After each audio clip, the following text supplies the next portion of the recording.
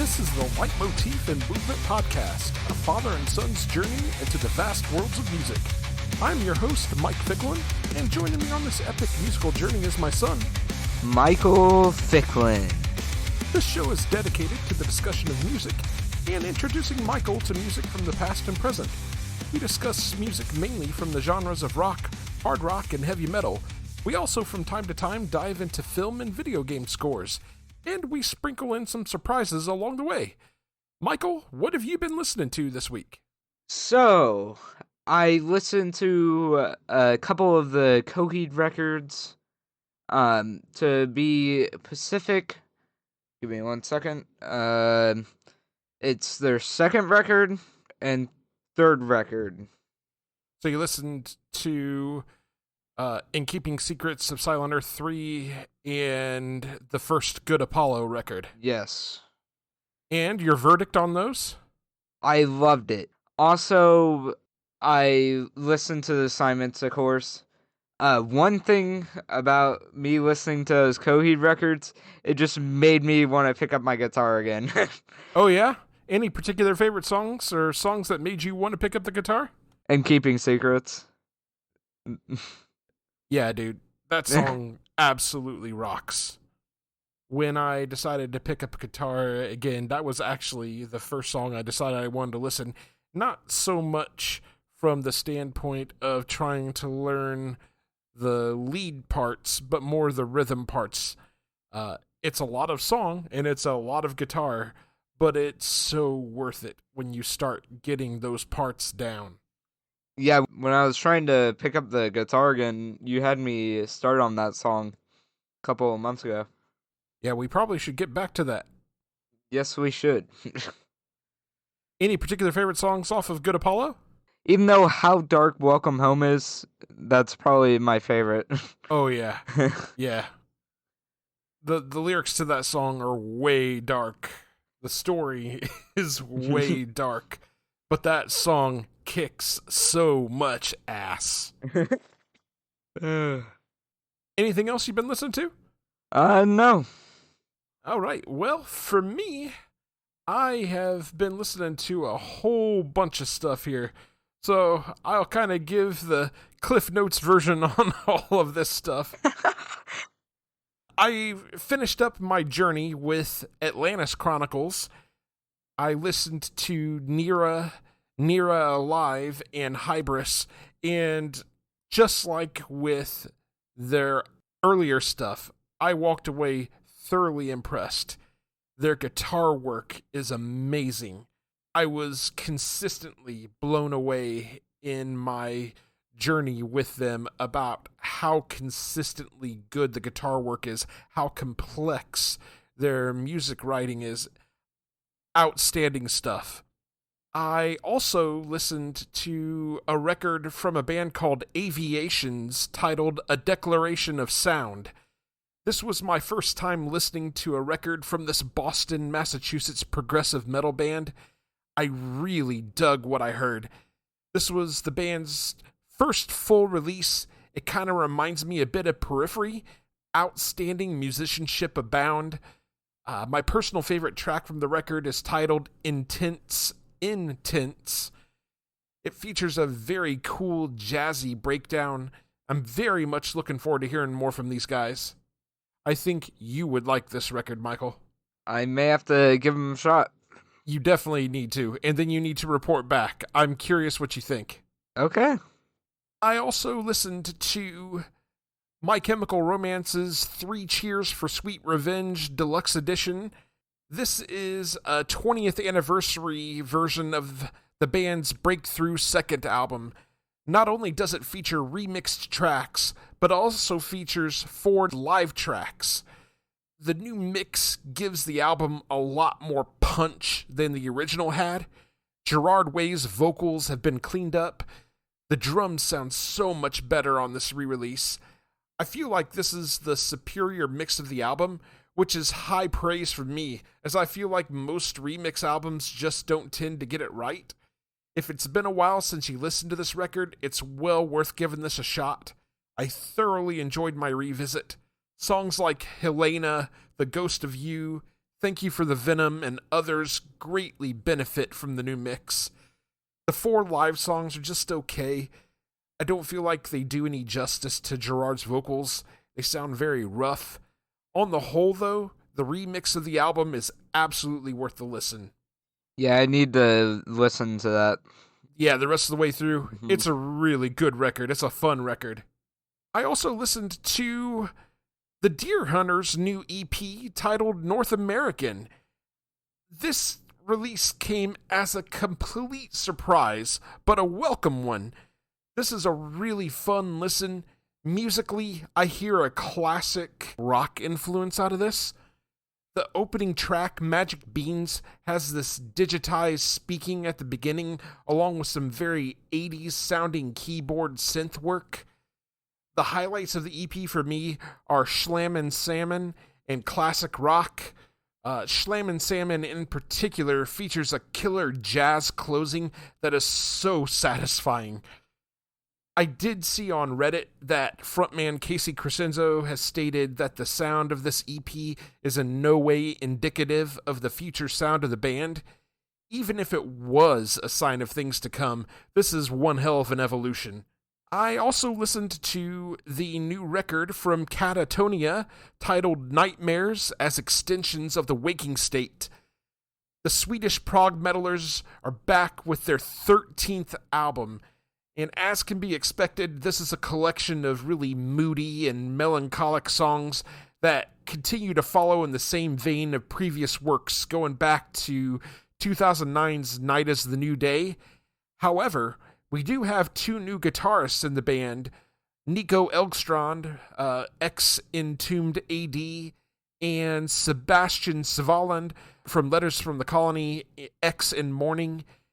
After a rather ugly split with founding member Anders Nystrom, I have to admit that this took a minute for me to get into. There's some really good songs on the record, such as the opener Thrice, The Liquid Eye, and Wind of No Change. There are also some misses on here, such as the guitarless synth pop song Efter Solen. This is not a bad album, but it also, in my mind, doesn't cover any new ground either. It's an average album that will probably fall somewhere in the middle of Catatonia fans' list of favorite records. I also listened to the new A through Z record titled A to Z Squared. I have absolutely no idea how the hell this release completely slipped by me without me knowing about it.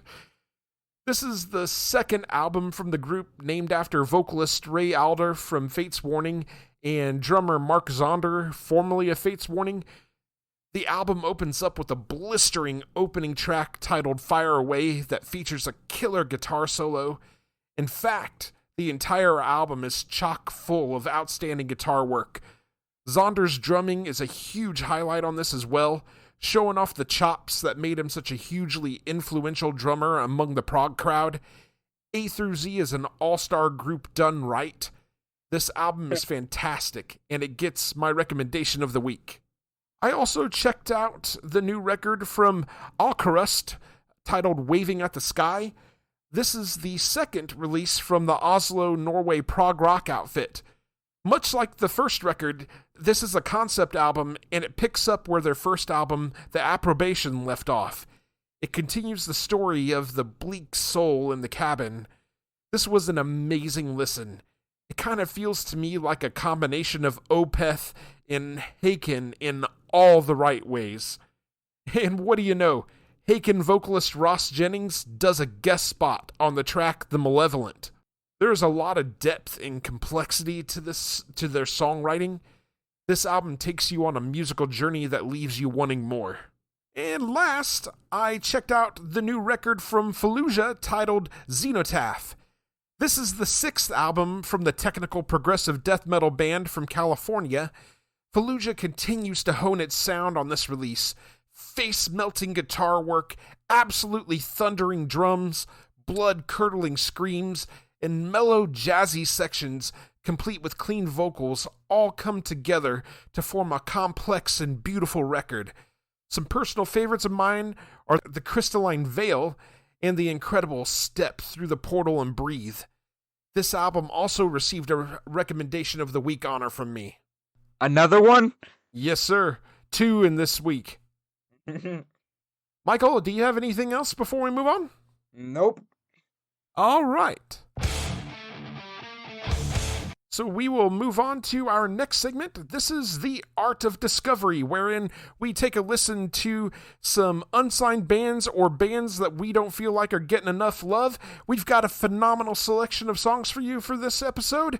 We're going to start out with a melodic metalcore band out of Tokyo, Japan, named Date Back to Dawn, and this is their song, Stay Alive.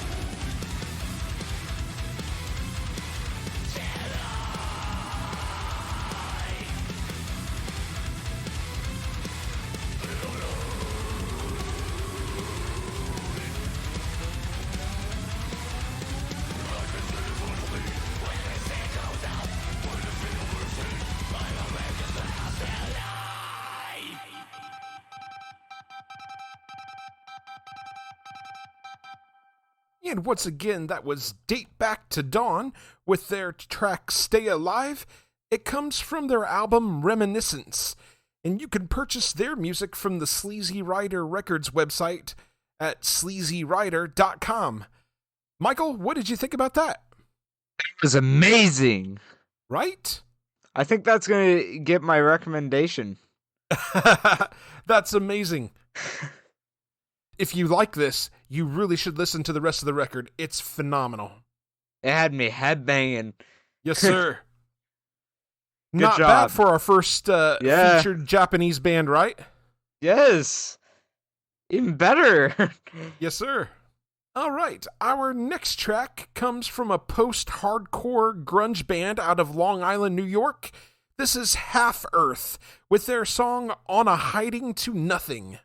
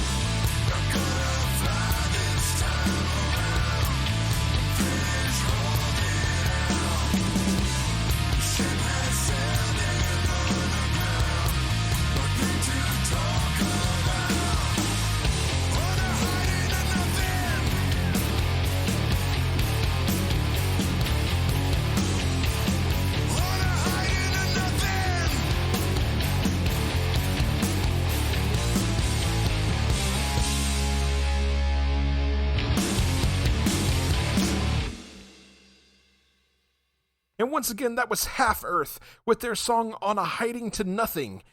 And that comes from their On a Hiding to Nothing EP. You can purchase their music from their Bandcamp page, halfearth.bandcamp.com. Michael, what'd you think about that? I think this is also got to get the recommendation. That was amazing, too. Yes, sir. These guys kind of remind me of like 90s era Helmet and Undertow era Tool. Just, yeah. It's got that sound. It's got that vibe. That was amazing. Good stuff. All right. Our final track on this segment comes from a progressive rock band out of Christchurch, New Zealand. This is Elite with their song Atos.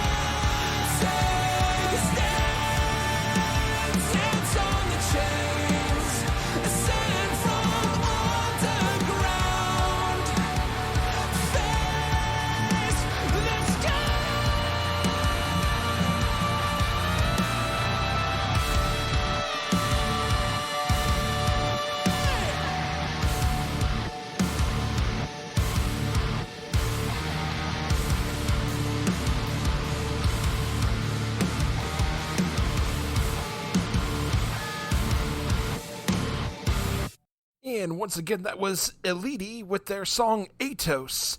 You can purchase their music from their Bandcamp page, elite.bandcamp.com. Michael, what'd you think about that one? This guy gets another recommendation. All recommendation this week. That was another outstanding song. I heard that and I was like, whoa. I reached out to those guys immediately after I heard that the first time. Michael gets a thumbs up, or gives a thumbs up to all three today. I love it. 3 times 1 multiplied. Michael, do you have anything else for this segment before we get ready to move on? Nope. All right. Well, we want to thank all 3 of the bands that we featured on The Art of Discovery this week. We very much appreciate you allowing us to play some of your music on our show. If you would like to have some of your music played on our show, please feel free to reach out to us. You can contact us on any of our social media accounts, or you can email us at lightmovepod@gmail.com.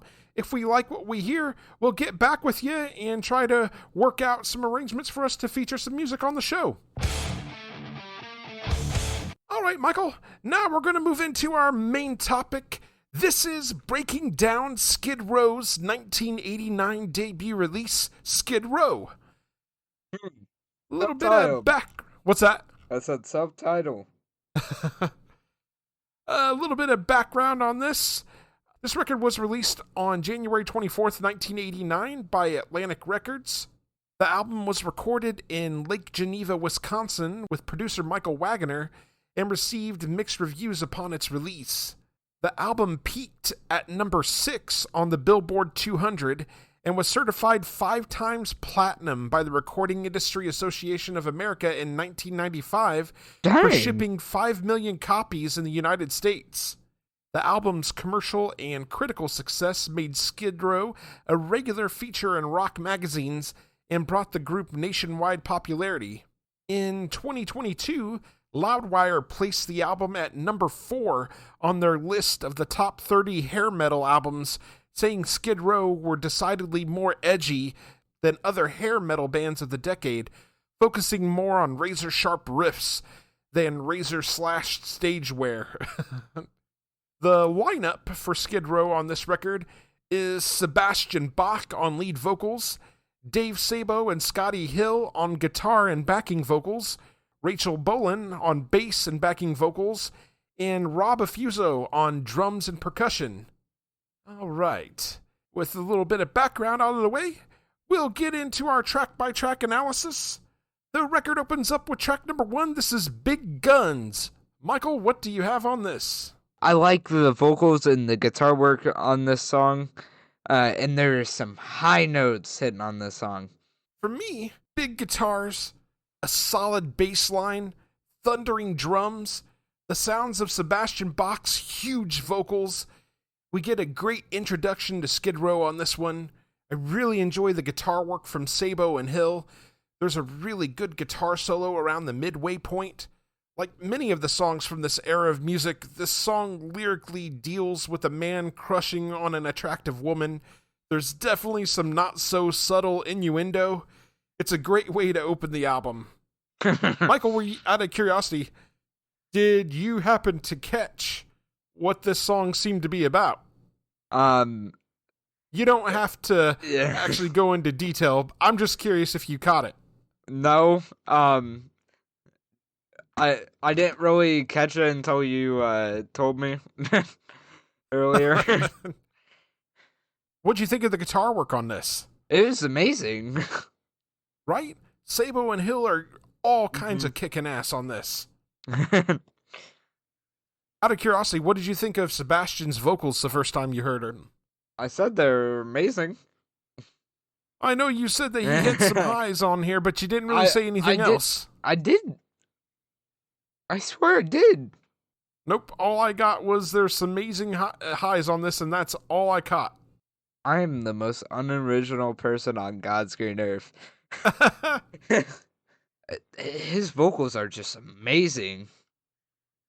Yeah. I say they can kind of rival Spencer's. Right? he's got this crazy range. Mm-hmm. He's got some really solid control, too. Mm-hmm. I'm very impressed with it, always. Yes. Michael, do you have anything else on Big Guns? No. Okay. So we'll move on to track number 2. This is Sweet Little Sister. Michael, what do you have on this one? This track has me very confused. uh, Understandably so. I like the drum work and guitar work on this song. Also, like the high notes, they're just amazing. Also, love his vocals on this song. All around amazing song, except for this song is most confusing to me to figure out. Like half of this record. So for me, this one is a bit more up-tempo. In fact, it sort of reminds me a bit of Motley Crue's Kickstart My Heart. You've probably never heard that song before, but it's probably my personal favorite Motley Crue song.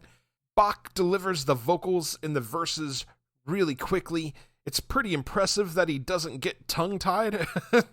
Tongue-tied. I again really enjoy the guitar work from Sabo and Hill. Drummer Rob Affuso brings the thunder. Lyrically, this seems to be about a guy who has a little sister that acts sweet and innocent to her parents, but has a whole different side to her when away from them. It's again laden with a lot of heavy innuendo. There is a piece of lyrical content that I won't repeat that just seems unnecessary around like the 4th verse. It definitely wouldn't fly in today's culture. However, on the whole, this song is a fun listen, up-tempo and really catchy. I think it's the other way around for mine, sister. Everybody knows she's rotten. Anything else on this one, Michael? Nope. Okay. We'll move along to track number 3. This is Can't Stand the Heartache. Michael, what do you have on this one? I like the vocals on this song. The opening to this song is iconic. I like the guitar work and the high notes hit on this song. And the high notes are just out of this world on this song. Yeah, this one opens up in a unique way for this album with the a cappella singing of the title of the song.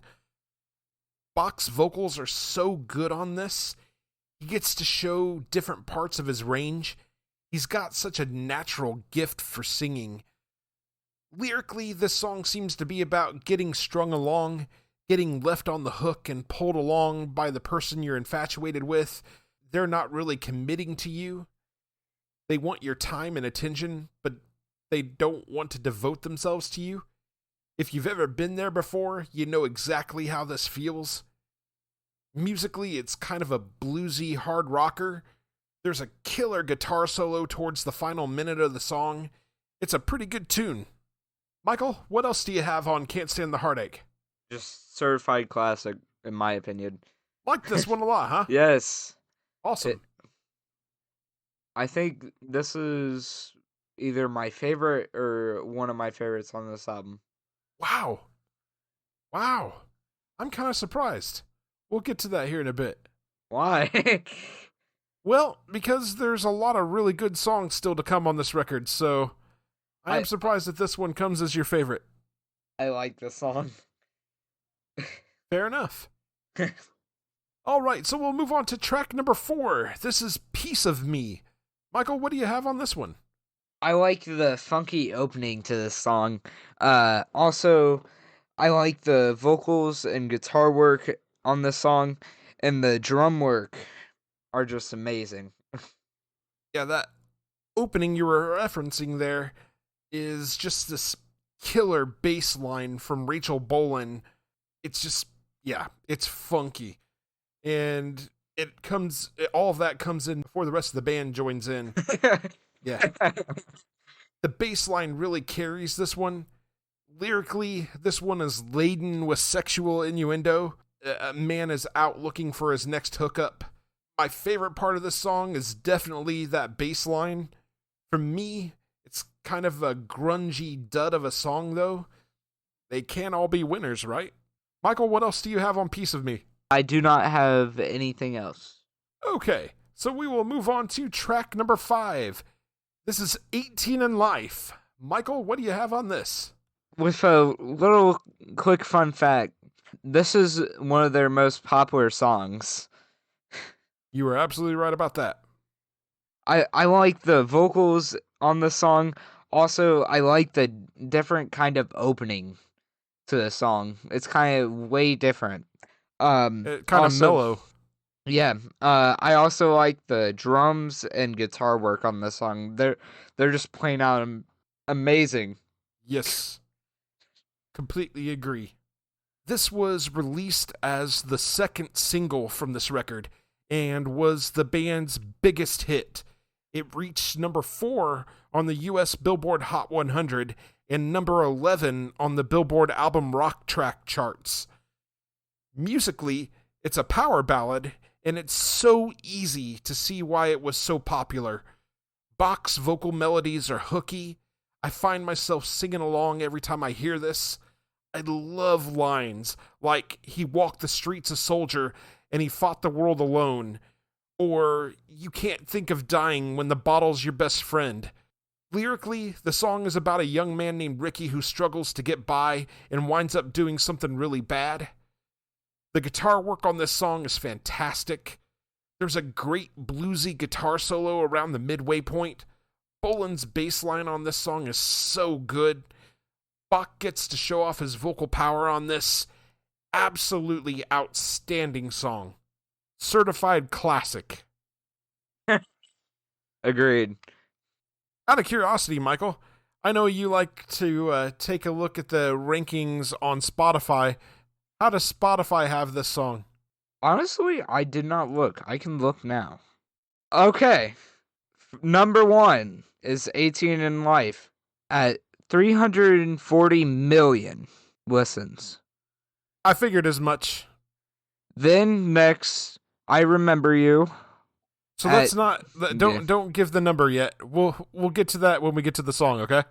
Am I allowed to say the ranking at least? Yeah, you can say the ranking. I Remember You at number 2, and then You've Gone Wild at number 3. Those are the 3 songs that I figured would be at the top of the list. And then Big Guns at number 9 at 15 million. I had to click see more to see that. Here, I'll just keep it pulled up. So, Sweet Little Sister is at 13 million. Can't Stand the Heartache is 5 million. I'm disappointed. Steep fall off there. Yeah. And then Piece of Me at 10 million, then 340 million. Just out of nowhere. You got some low numbers and then 340 million. All right. Michael, do you have anything else on 18 in Life? No. I remember that song just being heavily played on the radio. I remember seeing the video for the song on MTV frequently back when, MTV actually showed music videos. What do they do now? Nothing. Nothing? They play nothing but awful reality TV shows. So it shouldn't even be allowed to be called MTV anymore. There's nothing music related to it anymore.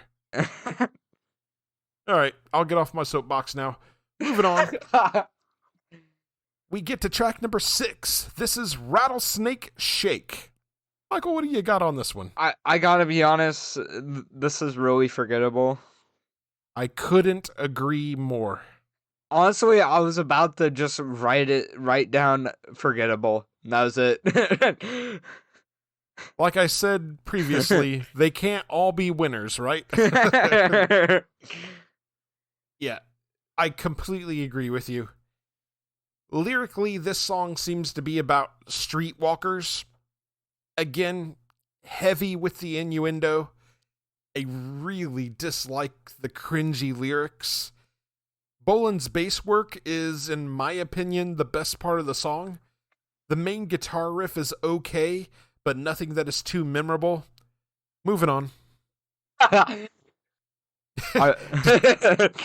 Did you have anything else? No, I'm chuckling because I'm reading through your notes over here, and all I see is moving on ...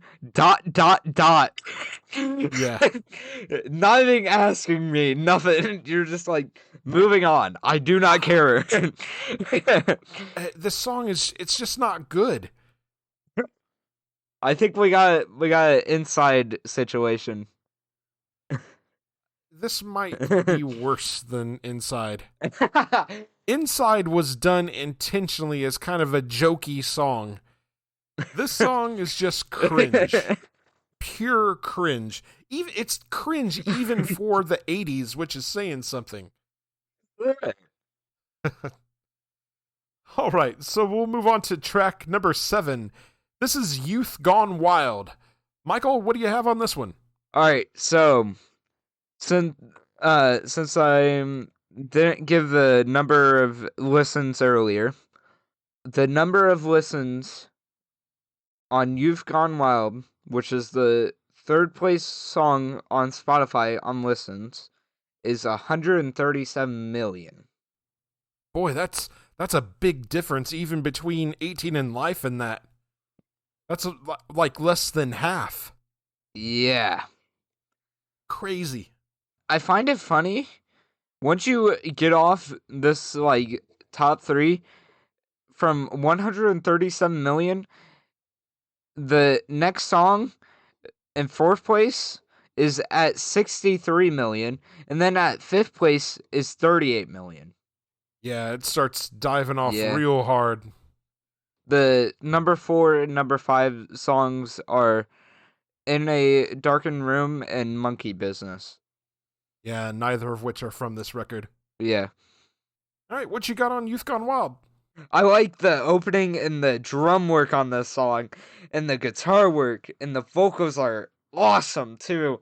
The guitar work and drum work and vocals are just amazing on this record. There's not enough words to describe it. Not enough superlatives in the English language. Except for number 6. That can go. There's only 10 songs on this record now. Michael's making an executive decision. Track number 6 is forthwith moved into file 13. Yeah, this was the first single released from the record. I have always felt like this song should have been the album opener. It absolutely opens on fire. Thunderous drums, a crunchy, gritty guitar riff. Bolan's bass line through the verses have a lot of funk to them. Bach's vocals have a grit to them. His screams fit so well with the theme of this song. Lyrically, it's not difficult to figure out what this one is about. It's about being a rebellious youth. It's catchy as hell. Another song that I love to sing along to. It absolutely goes hard as hell. Love this song. Michael, what else do you have on Youth Gone Wild? So, backtrack one song. I meant to say how many plays number 6 has. Somehow, it's bigger than the better songs on the record. How many listens? 5,184,922. I'm just going to say the listeners to that are patently false.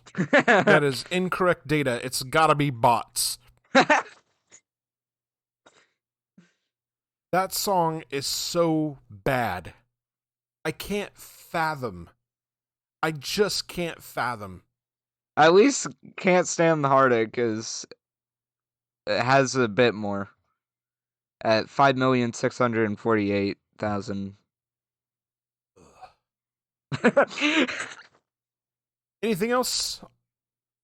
Nope. Okay. Now we move on to track number 8. This is Here I Am. Michael, what do you have on this? Alright, so start out with the fun fact. This song has 5,641,000 listens. And where does it rank? Uh, Honestly, I couldn't tell you because It it's is not unranked. Okay. Yeah. Because it's not in the top 10. Fair I enough. read all of the top 10 songs that are on this album. Okay. Fair enough. I like this opening. It's just wild. And the vocals are so good. And the guitar and drum work is good, is great. There's not enough words. Yeah. I love the way this song opens up. That guitar riff is so hooky. There's just a killer groove to this song. Lyrically, this again is about crushing on a woman. Definitely some heavy innuendo on this. Bach's vocals are almost playful in a way. Not as hooky as some of the other songs, but fun nonetheless. There's a great bass line on this song. I enjoy the double guitar solo on this as well. I especially like that in the mix, they have the guitars on separate channels. So if you're listening on headphones, you hear one guitar on the right side and the other on the left side. It's a really fun song. Michael, what else do you have on Here I Am? Nothing. All right, then. We will move on to track number 9. This is Making a Mess. Michael, what do you have on this? I think you're gonna be disappointed. Oh? This song has 3,132,000. Yeah, that's definitely disappointing. Come on, people. Rattlesnake has more. No. By Bots. 2 million. Bots. I refuse to believe there's that many listeners to that song. Bots. I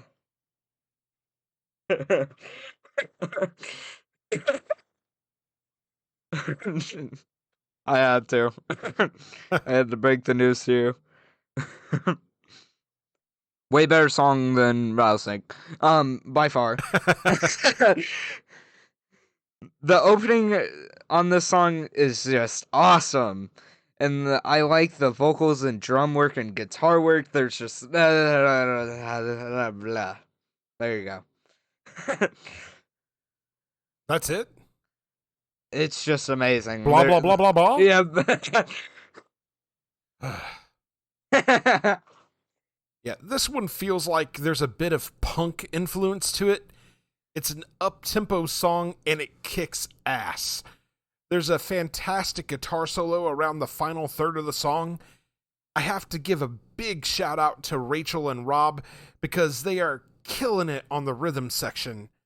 Bach's vocals are again delivered with a quick rhythm. He's got that punk grit to his voice. Lyrically, I think this song could be about a couple of things, but what I'm leaning towards is this is about trying to make your dreams come true, getting off your butt and putting in the work to get there. This definitely falls as one of my favorite songs on the record. It is a crime that there are less listens to this song than Rattlesnake Shake. It is a crime. There's another song that has less, too. It's a full-on level 4 felony. I think you did show out. You got anything else on Making a Mess? Should definitely have more than Rattlesnake. Rattlesnake should just have a one listen. So now we move on to track number 10. This is I Remember You. Michael, what do you have on this? Alright, fun fact time. Trivia. How many listens do you think it has? Less than 18 in life. Take a guess. It's in the 200 millions.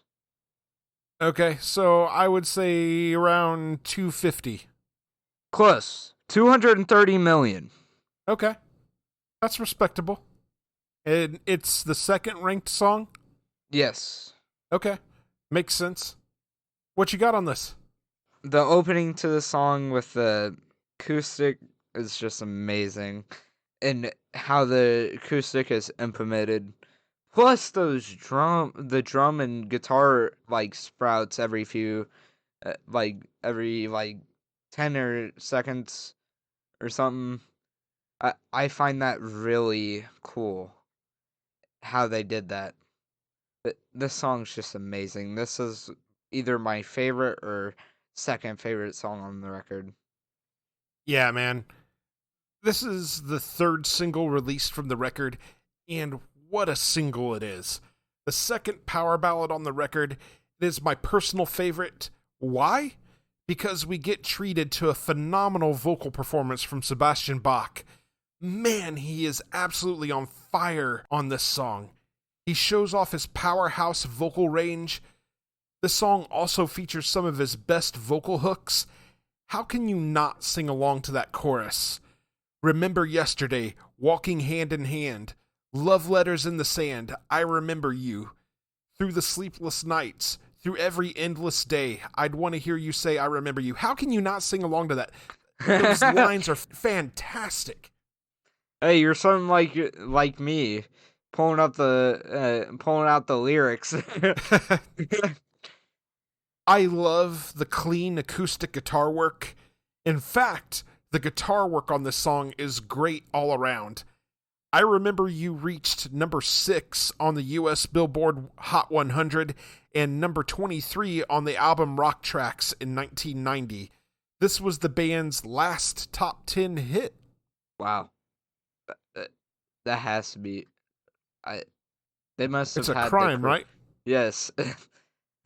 They must have committed some crime to music to not make another one. I'm gonna break your heart later, so you'll I'm understand scared. what may have happened. I'm scared. Yeah, this song is outstanding. Every time I hear it, I sing along. I love this song. Michael, what else do you have on I Remember You? The song's just amazing. I wholeheartedly recommend this song. Yeah, I like 18 in Life really well. I think this is a better song than 18 in Life, personally. Mm-hmm. Okay, so now we move on to the final track on the record. This is Midnight/Tornado. Michael, what do you have on this? This song has such a nice opening. Also, the vocals and drum work are just amazing. Plus, that guitar work. Oh, yes. Yeah, man. I really dig the main guitar riff on this song. It's gritty and dirty. The drums and bass keep the song moving at a quick pace. The chorus begs you to sing along. Lyrically, this song is about a man who is looking for a hookup. Yes, it's another song that's heavy with innuendo. There's some damn good guitar work around the halfway point. I really love that guitar solo. The final minute of the track takes the music in a different direction. It's a slower tempo and sort of has a darker groove to it. It's a solid album closer. Michael, any final thoughts on Midnight Tornado? Nope. All right. So now we get into our album ratings on this review. Michael, let's get your final thoughts first. This album's just amazing. I think I'm about to add this to my big Spotify list. Yes! I love to hear that. Except for number 6, it will be a 10-song adding.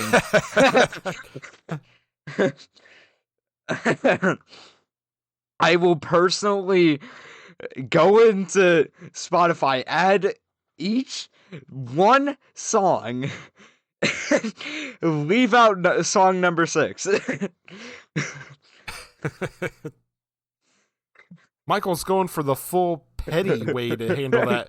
You know, there's a much easier way. You just add the album and then you go into your playlist and delete the track. No, I'm being petty.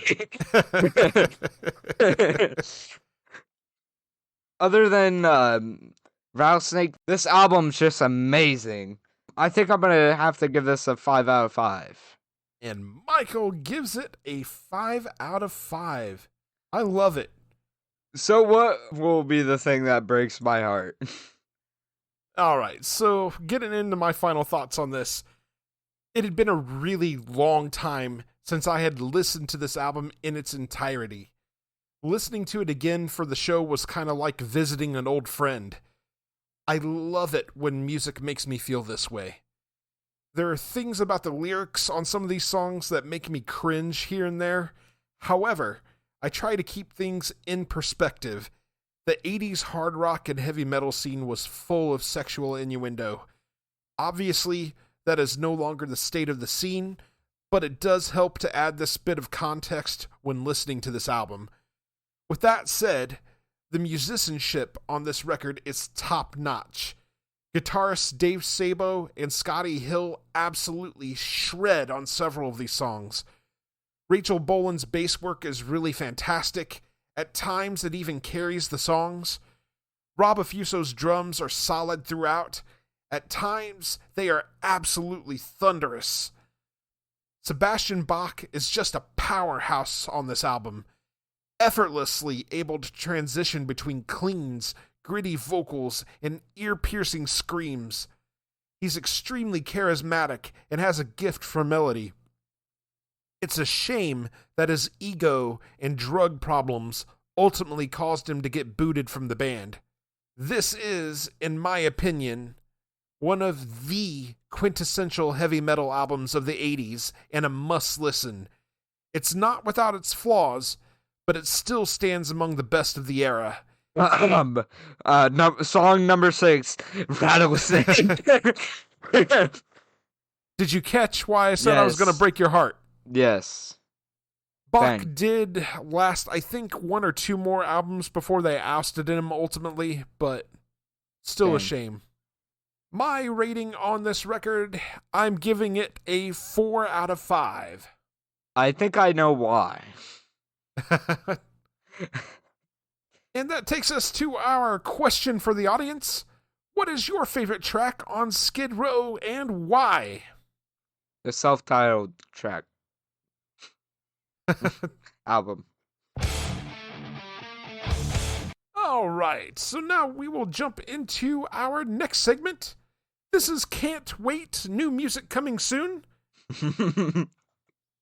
Don't even. As has become our tradition on this segment, I'm going to ask Michael if he's looking forward to anything that's coming out here, that's actually coming out here in the next week or two. Michael, what do you got? Beep, beep, beep, beep, beep, beep. Morse code? Interesting. Nothing. Nothing. Nada for Michael. What a boring life you must live. Yeah, honestly, there's nothing that I saw personally on the horizon as far as new music coming out over the next couple of weeks that really piqued my interest. I'm sure something will end up popping up, maybe something that wasn't on my radar, but nothing that's currently on my radar. However, recently announced, I did see that on September 13th, Between the Buried and Me are releasing their new record, The Blue Nowhere. They released a single from it, and I really like the single. Looking forward to hearing the whole thing. And then on October 3rd, Orbit Culture is releasing their new record, Death Above Life. Looking forward to that one as well. Michael, I'm going to give you one more chance. Anything you're looking forward to at all? I thought it was a wish list. Why do you even ask anymore? Just ask for a wish list at this point. That's not what this segment is for. I mean, it might as well be for me. That's because you don't pay no attention.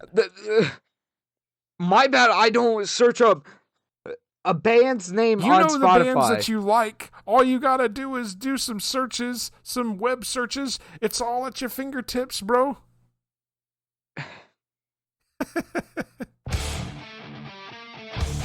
All right, we'll move on.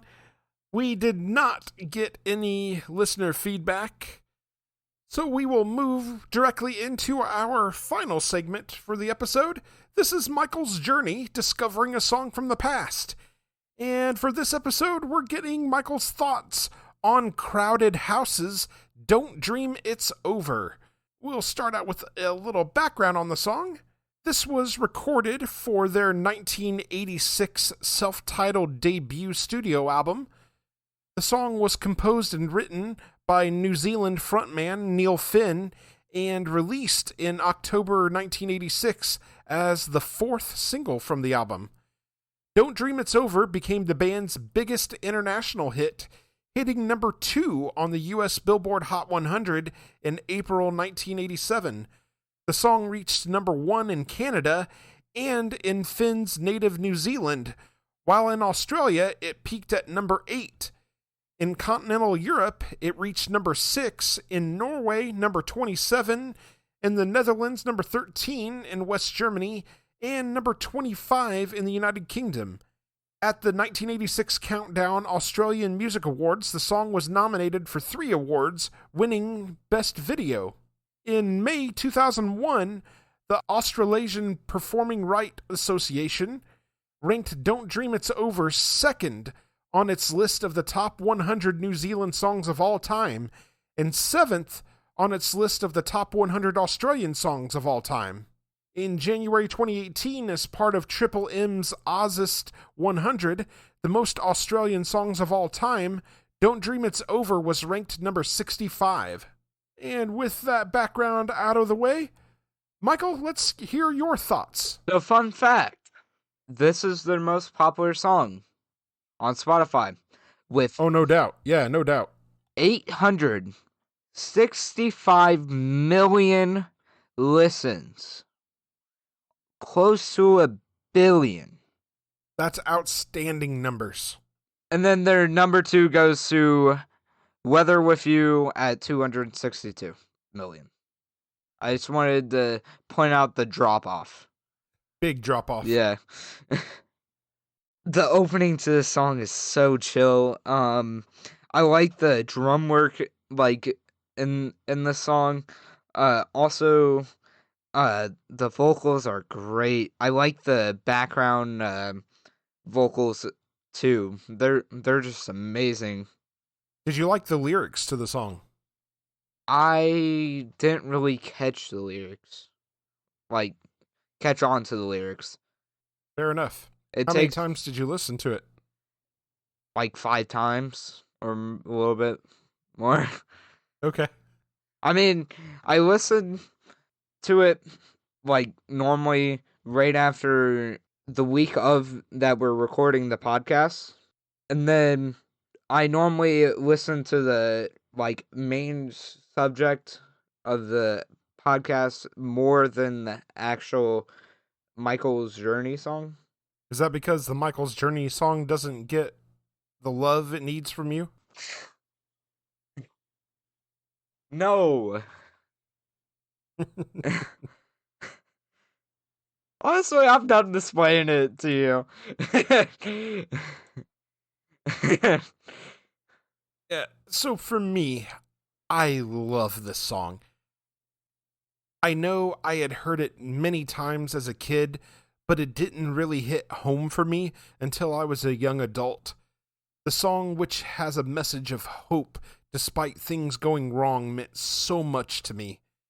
Things got pretty messed up for a while in my family, and this song resonated so hard during that time period.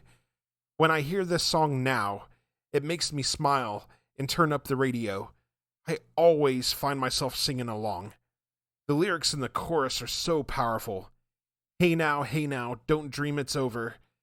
Hey now, when the world comes in, they come, to build a wall between us. We know they won't win.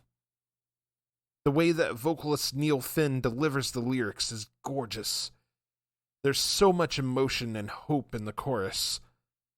The vocal melody is instantly hooky and memorable. I love the clean guitar work on this song. It's a simple but effective melody. The organ adds a bit of a bluesy feel to this song. yeah, I don't know what else to say other than I absolutely love this song. It's one of my absolute favorite 80s pop songs. Wow, high praise. Yes, sir. Michael, let's get your rating out of 5 on this. I'm gonna give this a 5 out of 5. I really like this song. 5 out of 5 for Michael. I want to hear your rating. Well, I don't give ratings I know, on this segment. But if I was going to give one, it's going to get a perfect score for me. I love this song. This ranked very high on my list of top pop songs from the 80s. It's easily like at number... It's got to be somewhere between 1 and 3 for sure. Mm-hmm. All right, Michael. Up next for you on your journey, you're going to check out War's song, Why Can't We Be Friends? It's kind of an oxymoron, isn't it? Band name is War, but they're asking, why can't we be friends? I wonder why. And for our main topic on our next episode, we will be discussing Steve Vai's 1993 release, Sex and Religion. Michael, first of all, Steve Vai is an amazing guitarist. I don't think you've ever heard of him before. You're going to love his guitar work. Number 2, this album features the debut of a singer that you like really, really well. Yeah, no, we've covered. Me and you have talked about this record a couple of times. I haven't actually listened to it. I'm looking forward to hearing your thoughts on it. I haven't actually listened to it, but I'm excited for it. Awesome.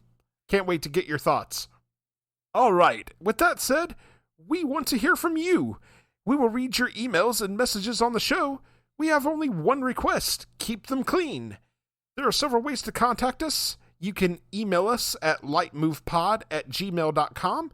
You can also reach us on several social media platforms: Facebook, Blue Sky, Instagram, Threads. Details on how to connect with us are in the show notes. We are part of the SPDM Crew Podcast Network. Check out all of the podcasts on the network by visiting spdmcrew.com. If you like the show, subscribe to us on your favorite podcasting platform and share with your friends and family. We are available on Spotify, Apple Podcasts, iHeartRadio, and a variety of other platforms. We are also on YouTube. Can't find us on your chosen platform? Shoot us a message and let us know. Leave us a 5-star review on Apple Podcasts. This helps us be found on the algorithm. Make them good and we'll read them on the air. Are you in a band and you'd like for us to check you out and possibly drop a recommendation on the show? Shoot us a message. We'd love to check you out and give you a shout. We'd like to thank you very much to listening to the Leitmotif and Movement podcast. Take care and enjoy music. Yeah, I was struggling. All right, Michael, on the count of 3.